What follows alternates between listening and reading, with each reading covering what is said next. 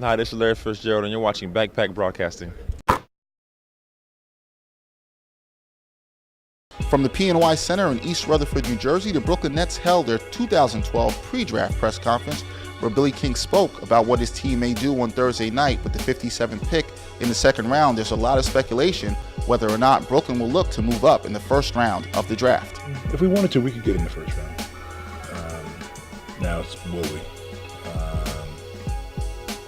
I don't know. I didn't know that we were going to move up for Marshawn the day before the draft. It just happened. I think and that's why we focus so hard on getting our rankings, how we would take guys, not how we think it's going to go.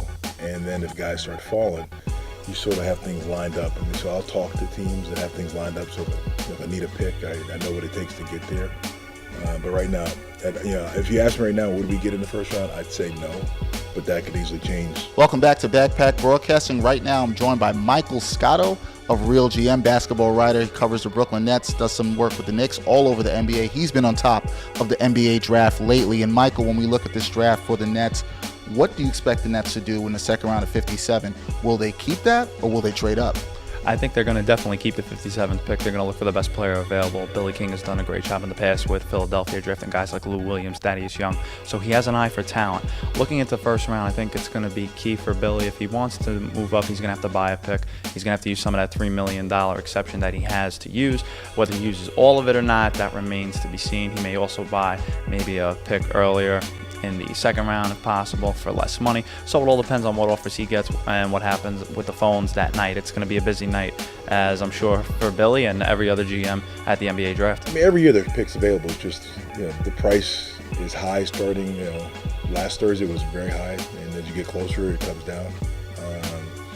But I think our guys have really been working hard at looking and ranking, and then we'll evaluate as we go on in the draft. Yeah, the Nets definitely looking to add more talent. They have only 4 current players signed right now on the roster, and in this draft is supposedly a very deep draft, the 2012 draft that is supposed to be. What position do you see the Nets looking, or the need that they need to fill the most this year? I think the Nets overall just need talent. I think there's no one position that they can solely look at. I think the team, they need depth. As you said, that they're short on contracts right now and players that are on the roster.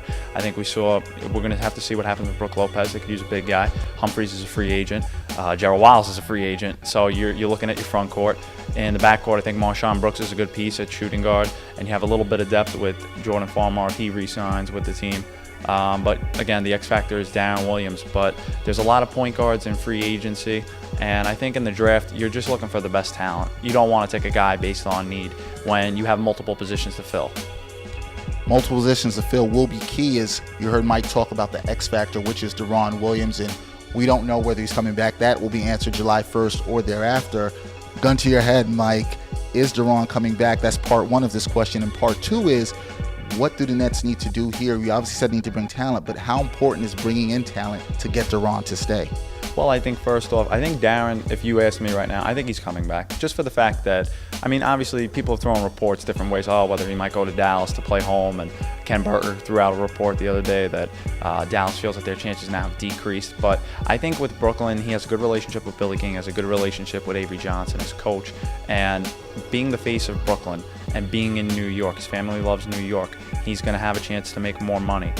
And I think Deron's always wanted to have the team built around him and have the input with a GM. I don't think he had that in Utah, and I think that's why there were problems there, and he ended up getting traded. So I think here he has that potential, and the Nets love him. They want him to be their face of the franchise. If you're a part of a good family at home, it's easy for you to become a part of a family with the basketball team. And I think that his passion for winning, his work ethic, the guys in here, I know he's got the Olympics, but I think last year when we went out to see him June 30th, there was no Olympics. He was doing the same thing, training and preparing.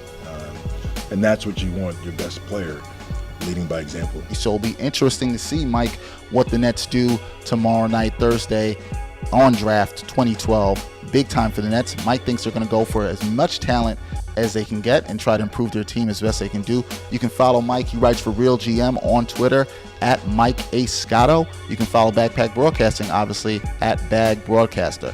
For Mike Scotto, I'm Dexter Henry signing off from the PNY Center.